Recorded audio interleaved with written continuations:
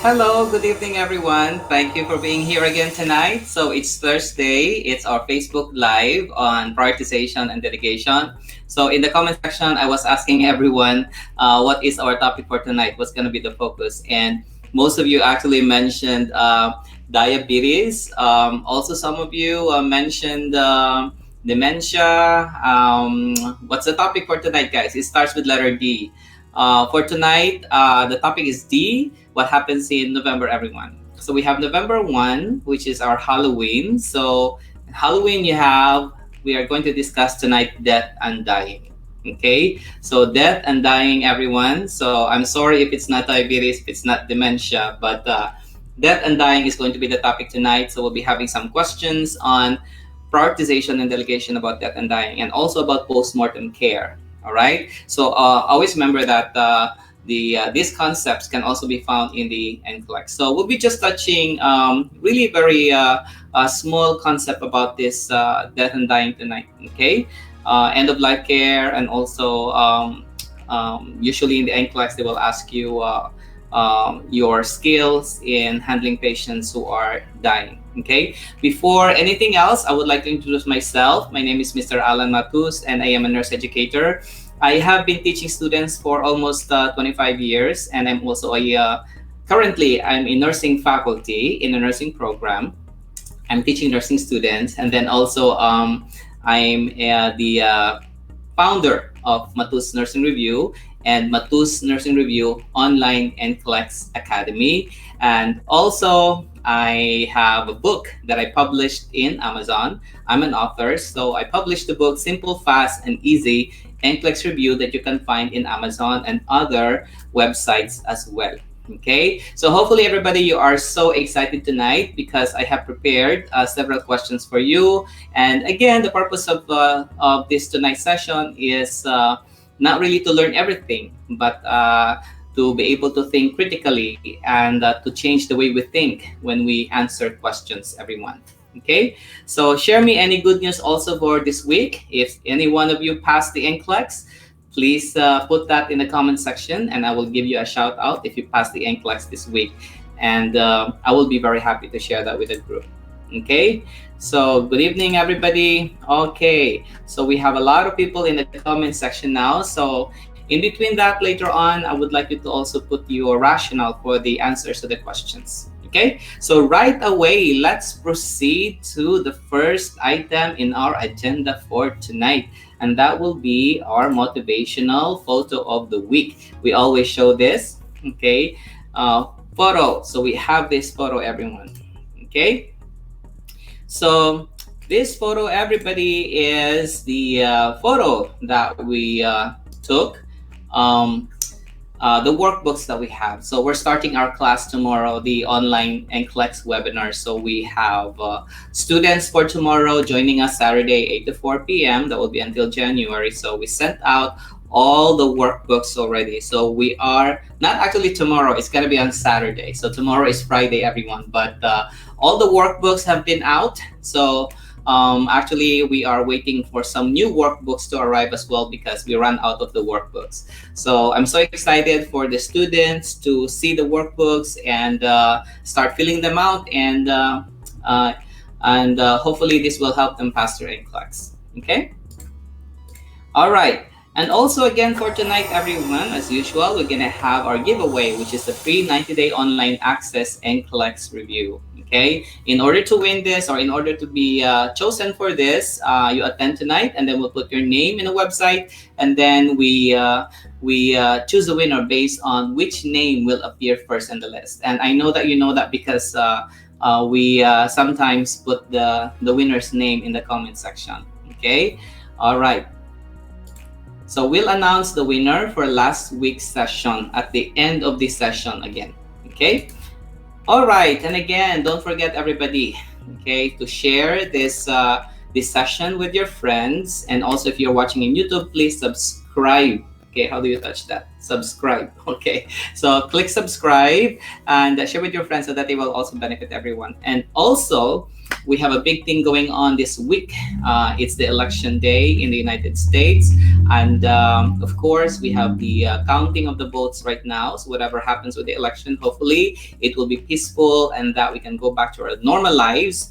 And hopefully also that this pandemic is going to end, okay, hopefully, and that all of us can just enjoy whatever we used to do before, okay?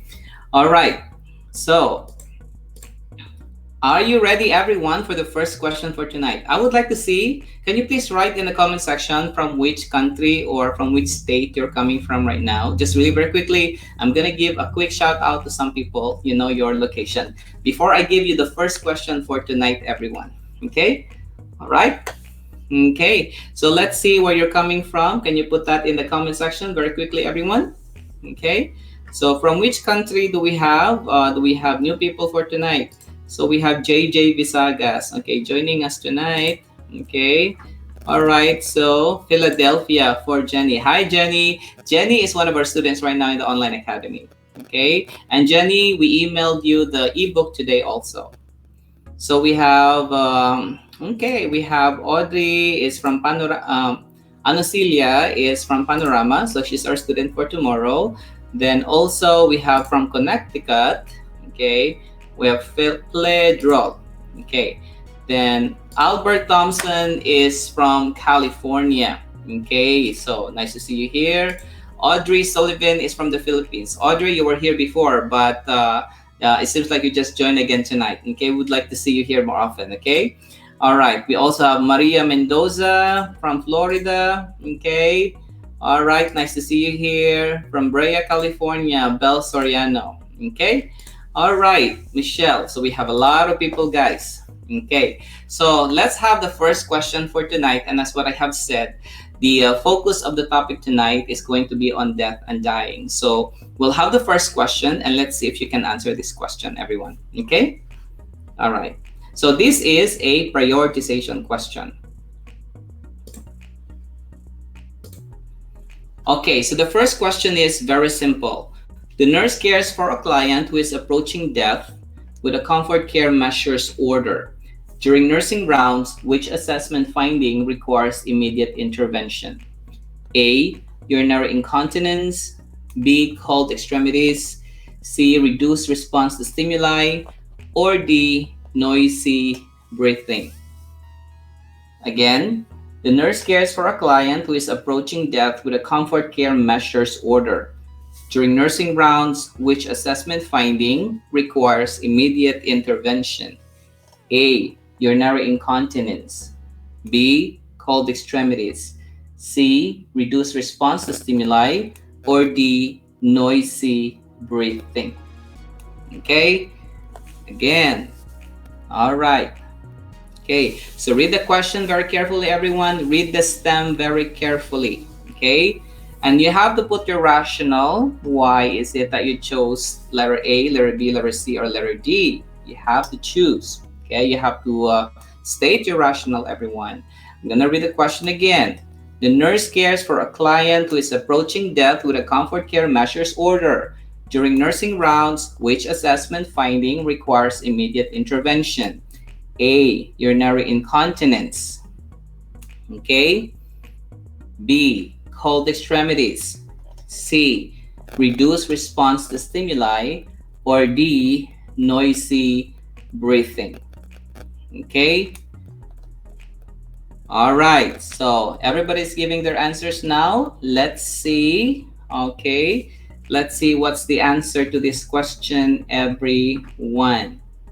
Okay, so for this question, everybody, what I would like you to take note is that you have to read the situation very carefully, right? This is a dying patient approaching death. So this is a dying patient. And you have comfort care measures order. So which means to say that, what is a comfort care measure order? Do you know what it is? Okay, we'll discuss that in a little bit, what comfort care measure order is. And during nursing rounds, which assessment requires further intervention? Okay, some of you answered D because of the word immediate. Okay, so be very careful with keywords, everyone. You really have to read the situation carefully. Don't be reckless. Okay, All right. So in terms of prioritization, we always said airway, breathing, and circulation, right? Okay, but let's see if this applies to that situation. The answer to this question, everyone, is going to be letter. Okay, the answer is going to be letter D, everyone, is the answer. So I guess some of you are jumping out of your seat that you got the right answer, right? Now, letter D is the answer. Why? In the situation, it says this person is approaching death. Okay, meaning this is a dying patient or a dying client. So letter A, urinary incontinence usually happens when the person is dying. Letter B, cold extremities would be expected as well.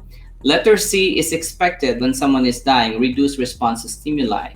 However, letter D, noisy breathing is the answer. Okay, why D? Because noisy breathing represents the presence of secretions, and secretions can cause oxygenation problem that can lead to discomfort or pain. Remember that the goal in comfort care measure when your patient is dying is to provide comfort, okay? Comfort and reduce the pain. So if someone has noisy breathing, then that gives the person difficulty, all right? So that's why you have to do that first, because our intervention for that would either be repositioning the patient or or suctioning gently, not deep suctioning, just suction gently, or we can give medications to dry the secretions, or maybe there is a need to stop the IV hydration, or maybe remove the tube feedings, for example. So the measure that we have here is to reduce the secretions. Okay,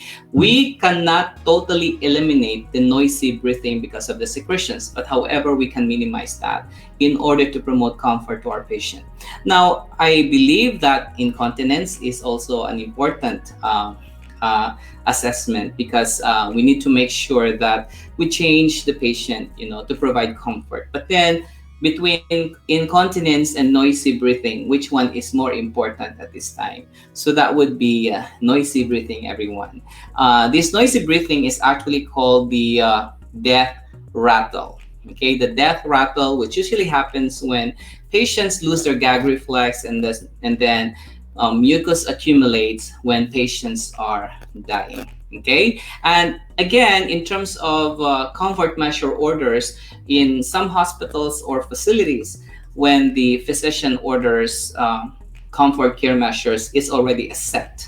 It's already a set, like for example, the activity of the patient, giving medications like anti-anxiety, anticholinergic to dry secretions, narcotics, for example, for pain management, adjusting the diet of the patient, providing the right room temperature. It's all about comfort. Okay, and usually in some or in most hospitals or facilities, as what I have said, it's already a bundle order. So meaning to say that when you work in a facility, you need to know what are the sets or what are the specific interventions for comfort care only.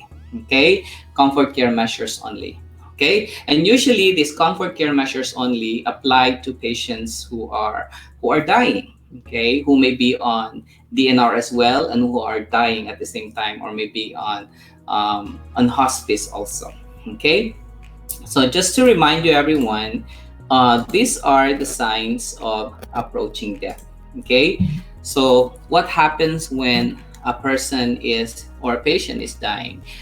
Okay, so we have one comment here, atropine. Yeah, very good. So that is a medication that we can give to dry the secretions. Okay, breathing patterns change. I think somewhere I've read scopolamine. I guess also scopolamine is another medication, and we also give Ativan for anxiety. Okay, so it depends on the order. So the signs of approaching death are the following: loss of control over bladder and bowel. So some patients will have urinary incontinence or bowel incontinence. Number two, the extremities will feel cold to the touch. Okay, visual hallucinations or delirium. Noisy breathing, which is the death rattle. Also, we have the Cheyne-Stokes respiration, which is the characteristic breathing we're in. It's irregular, and then it's followed by apnea, or the absence of breathing. Cheyne-Stokes is a common characteristic breathing pattern in patients who are dying. unresponsiveness to shaking or shouting or vigorous stimulation, and lastly, the patient does not respond to painful stimuli. Okay, so I hope, guys, that this is a quick review for all of you, the signs of approaching death. Okay, and also Chess said breathing patterns change as someone nears death. Definitely. Okay, so sometimes it could be Kussmaul respiration or labored breathing, and then it's followed by Cheyne-Stokes respiration. Okay, or agonal breathing. Very good, Gerthy. Very good. Okay, agonal breathing. Very good input there from your classmate. Okay. Well, Amy Michael said, I believe it's deeper breathing. At the same time, it's comfort care. Okay, it's not because the patient is going to die because the patient is having noisy breathing, and the goal there is not curative. The goal is comfort measure, and when you have noisy breathing, again, as what I have said, the goal is to minimize the difficulty, minimize the secretions. You do suctioning or repositioning your patient. Okay, so another question, everyone. Are you ready? We will have number 2. Okay, question. All right, so number 2 question. A client with terminal breast cancer is placed on a do not resuscitate order, or DNR. This means that cardiopulmonary resuscitation should not be performed in the following situations. Select all that apply. A, presence of complications. B, change in level of consciousness. C, cardiac arrest. D, shortness of breath. Or E, cessation of breathing. Okay? All right. So let's read again. A client with terminal breast cancer is placed on a do not resuscitate order. This means that cardiopulmonary resuscitation, or CPR, should not be performed in the following situations. Select all that apply. A, presence of complications. B, a change in the level of consciousness. C, cardiac arrest. D, shortness of breath. Or E, cessation of breathing. This is a select all that apply question. So what do you mean by DNR, everyone? And just to let you know, across the healthcare system, some healthcare team members may not have a very good understanding of what DNR is. We always see DNR in the workplace. However, what is really our understanding of that? What is DNR? And this is such a very important concept because we're talking about the life of our patient. When they're being placed on DNR, what is the meaning of that? Okay, DNR, everyone. So let's see your knowledge, what DNR is. If you don't know, when I used to work in a hospital, I had to do in-services to some healthcare staff or nurses to clarify the meaning of DNR, okay, or do not resuscitate. Especially if we are assisting patients in filling out their advance directives, or we are helping patients to fill out their pulse forms. And we should be able to explain this properly to our patients as well, because they will be choosing DNR probably as an option, but then you have to let them understand what DNR is. Okay, and the best way to explain to our patient what DNR is to put it in a scenario or an example. Okay, so some of you are putting your answers now, everyone, and you know that this concept actually comes out in the licensure examination. You know, the DNR is a very important concept, okay, especially when you talk about death and dying and end of life care. Okay, so the answer to this question, everyone, are you ready, everybody? Okay, some of you are still putting your answers or maybe changing your answers, everyone. Okay, so all right, so the answer to this question, everybody, will be, all right, so the answer is going to be letter C and letter E, everyone. So cardiopulmonary resuscitation should not be performed when the patient has a cardiac arrest or cessation of breathing. Okay, so when you say DNR or do not resuscitate, it means that life-saving measures should not be performed when the heart stops beating or the patient stops breathing. All right. So when there are complications or a change in the level of consciousness or shortness of breath, that's not how DNR works. Okay. It doesn't refer to DNR, everyone. Okay. So remember that when you say DNR or do not resuscitation, is either your patient or your patient should not have a heart rate, okay, or cardiac arrest, and then cessation of breathing. The question that I have also, everyone, is this. Okay. My question is, do you need a doctor's order for DNR? Definitely, you need a doctor's order for this. And also very important to remember as well is, um, can a patient with DNR, okay, receive antibiotics if they have pneumonia? Okay, is that what DNR means? Can the patient receive antibiotics if they have pneumonia? Can they have IV fluids if they have dehydration? Okay, because some nurses sometimes will say, oh, that patient is DNR. Does that mean that we leave the patient alone? Okay, no, because DNR means that, okay, only when the patient is cardiac arrest and cessation of breathing. However, for DNR, if the patient, for example, has a complication or has an ongoing problem, we still take care of those problems. If the patient has a urinary tract infection, then we may give antibiotics if it's possible. Okay, if the patient is on DNR and the patient is having dehydration, we may still give IV fluids. Okay, because there's one message I would like to tell you tonight, that DNR, okay, DNR does not mean do not treat. Okay, what do you mean by this? I really would like you to look at this slide, everyone, and really kind of like think about it. Okay, so DNR does not mean do not treat, because we have a lot of healthcare team members sometimes that who thinks that when a patient is DNR, you have to leave them alone. No, DNR means that if the patient wishes, the patient can still receive treatment for ongoing complications or conditions. Okay, all right. So I hope that. So shortness of breath, yeah, you have to give oxygen. If your DNR patient is having oxygenation problem, then you give oxygen, right? The key word is only when the patient stops breathing. Okay, only when the patient stops breathing and has no pulse, then you don't do CPR or life-saving measures. That is your DNR. Okay, so remember that, everyone. So we can still apply oxygen for shortness of breath, even if it's DNR, of course. Okay? All right. So I hope, everyone, that you learned something very clear tonight about death and dying, everyone. Okay? So still, treatment is still possible. And also what I would like you to do, everybody, is this.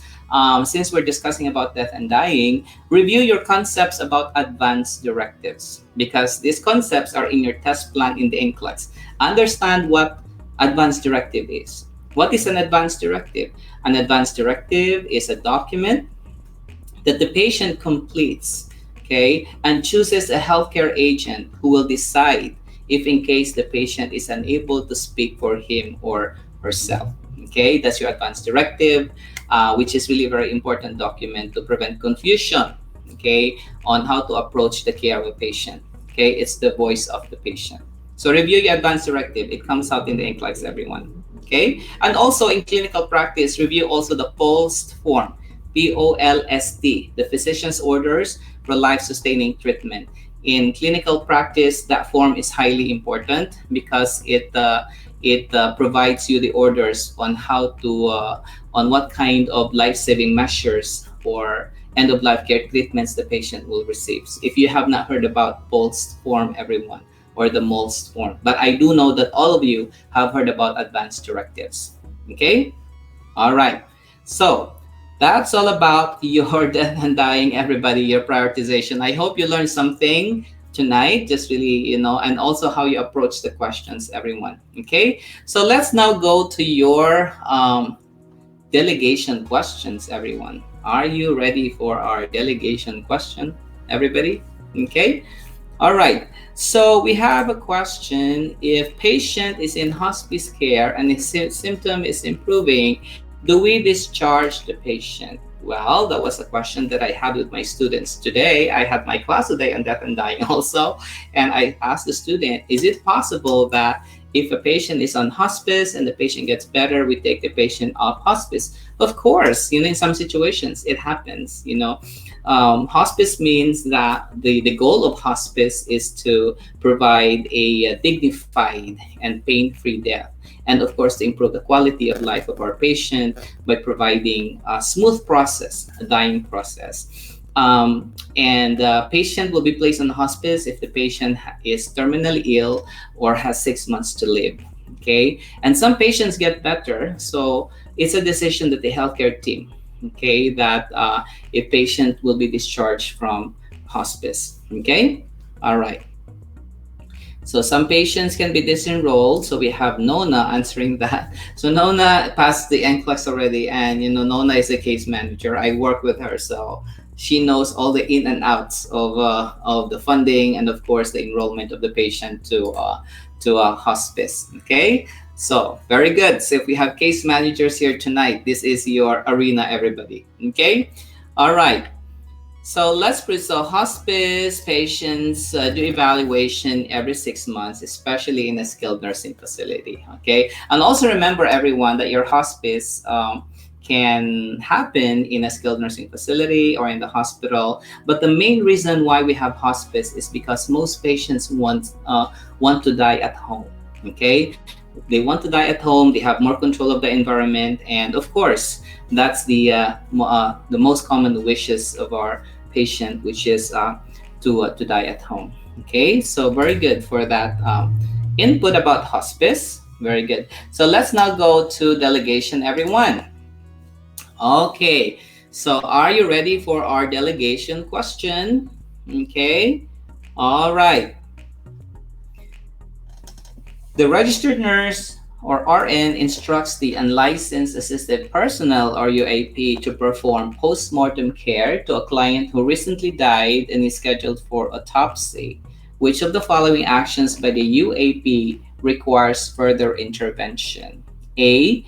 The UAP straightens the body and places a small pillow under the head. B. The UAP removes any jewelry and hands them over to the family. C. The UAP closes the client's mouth by placing a rolled towel under the chin. Or D. The UAP removes all intravenous lines and catheter tubes.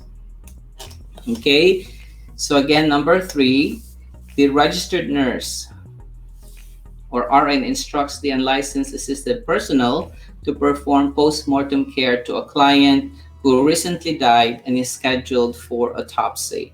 Which of the following actions by the UAP requires further intervention? A. The UAP straightens the body and places a pillow under the head. B. The UAP removes any jewelry and hands them over to the family. C. The UAP closes the client's mouth by placing a rolled towel under the chin. And D. The UAP removes all intravenous lines and catheter tubes. Okay, all right. So in answering this question, everyone, this is a negative question. Okay, so this is a negative question, everybody, meaning that you have 3 correct answers and 1 is wrong. And usually in the NCLEX, it's a negative question because it says requires further intervention. So you have to look for the wrong one. Okay, and also I would like to encourage everyone that in the NCLEX, you also need to be you also need to master your concept on practices, cultural practices related to death. So we have those different religions: Islam, we have Judaism, for example, we have the Latter-day Saints, we also have the Roman Catholics. So what are the common practices? And you really need to know those. And I discuss all of those in my NCLEX review program, and even in my book, I really tackle the, in summary, the common practices related to death, because these are important concepts that you need to know. Okay, as a nurse working especially in hospice, you have or caring for patients who are dying, you have a highly sensitive role in this kind of situations. Okay. All right. So the answer to this question, everyone, I see that most of you have given your answer. Okay. So the answer is going to be letter. Okay. Very good, everybody. That will be letter D. Okay. So we cannot remove tubes or lines. You have to read the question. The question is asking, this patient is scheduled for autopsy. That's the key word that you don't want to miss in that situation. The patient is scheduled for post-mortem analysis, examination, or autopsy, especially if it's a coroner's case, for example. If there's a court order that autopsy has to be done, then one of the things that you really need to be aware of is to make sure that we do not remove any IV lines or catheter tubes. If we have to remove them, you really have to ask, you have to ask the official to make sure that you're doing the right thing. We want to make sure that these are all intact when we send the patient to the mortuary, okay, or to the examination location. And one thing also that you need to know is that what do we do if the patient is an organ donor? So what are some of the things that we need to remember? Okay, all right. So the answer is going to be letter D for this question, everyone. And thank you very much, because most of you got the right answer, everyone. Okay. So, but again, you really have to read the question and look at the word there. It's autopsy. Okay. All right. Okay, so are you ready for our next delegation question, everyone? Okay, our next delegation question will be this one. Let's see, everyone, if you can answer this correctly. Wow, so we have a lot of options for the select all that apply. Okay, so let's see if you can all answer this question correctly, everybody. So I'll read this really very carefully, guys. The registered nurse assigns tasks to the unlicensed assisted personnel and licensed practical nurse or LPN while caring for a dying client with comfort care measures order. Which of the following tasks can be delegated to the LPN? Okay, there you go again. Okay, the registered nurse or RN assigns tasks to the unlicensed assisted personnel or UAP and licensed practical nurse or LPN while caring for a dying client with comfort care measures order. Which of the following tasks can be delegated to the LPN? A. Assist the patient to sit in the chair if desired. B. Provide oxygen at 2 to 4 liters via nasal prong. C. Evaluate the skin condition for special care. D. Administer morphine sulfate subcutaneously every 2 hours. E. Explain to the family the purpose of comfort care measures order. And F. Remove tube feeding as ordered. Okay. I will read the question very carefully again, everyone. Okay? All right. The registered nurse assigns tasks to the unlicensed assisted personnel or UAP and licensed practical nurse or LPN while caring for a dying client with comfort care measures order. Which of the following tasks can be delegated to the LPN? A. Assist the patient to sit in the chair if desired. B. Provide oxygen at 2 to 4 liters via nasal prong. C. Evaluate skin condition for special care. D. Administer morphine sulfate subcutaneously every 2 hours. E. Explain to the family the purpose of comfort care measures order. Or F. Remove the tube feeding as ordered. Okay. All right, so what's the answer to this question, everyone? This is select all that apply. Yes, sorry, it doesn't say in the question select all that apply, but this is a select all that apply question, everyone. Okay? All right. This is a SATA question. Okay. It's just that we didn't put the word select all that apply because it's too full already in the slide. It's not going to fit. Okay? So let's see, everybody. I'll give you 10 more seconds to answer. Select all that apply, everyone. Okay?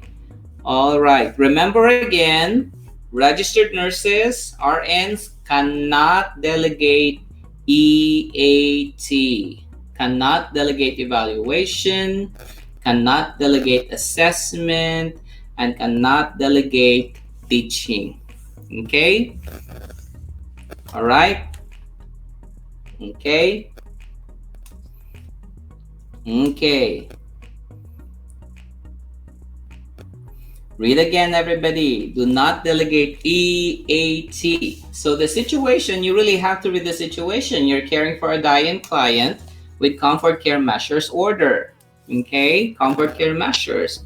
So what could be the correct answer? So just answer, okay, your delegation. What can you delegate to the LPN? Okay, okay, what can you delegate to the LPN? All right. Okay, so let's proceed, everyone. You have to ask yourself, we have a tube feeding or nasogastric tube. Okay, so you're asking if that's a responsibility of an LPN. Okay, all right. Can an LPN remove a Foley catheter? That could be another question that I'm going to ask you guys. So the answer to this question, everyone, is going to be, let's see. Okay. All right, so the answer is going to be B, D, and F, everybody. Okay, so the registered nurse, okay, so we have number one, okay, provide oxygen, letter B, that's the responsibility of the LPNs. LPNs can do that. Okay, then you also have your letter D, giving morphine sulfate. That could be the responsibility also, or a task that could be given to the LPN. And letter F, remove tube feeding as ordered. Of course, that's within the scope of practice of an LPN to remove your Foley or to remove your NG tube. Okay, so tube feeding as ordered. The LPN can remove a Foley, of course. You can even insert a Foley, so you can remove a Foley catheter. It doesn't require a registered nurse to remove a tube feeding or a Foley catheter. An LPN can remove a Foley catheter or remove a tube feeding, everyone. Okay, all right. The only time that LPNs, okay, cannot be given responsibility is when it relates to IV and central lines. Am I right? Central lines, like for example, you have your central venous catheters. If you have your PICC lines, you know, if you have your intravenous antibiotics, okay, or intravenous medications, LPNs are not supposed to be touching those items, everyone. Your letter A there, assist the patient to sit in a chair if desired. Of course, that's something you can give to the UAP. Letter C, evaluating the skin condition. That's for the RN because that's assessment and evaluation. Do not delegate EAT. Letter E, explaining to the family the purpose of comfort care measures order. Well, that's the responsibility of the RN that is teaching everyone. Okay, so LPNs can do suctioning, of course, tracheostomy suctioning. You see that also in actual clinical practice, everybody. Okay, so I hope that most of you got the right answers, everyone.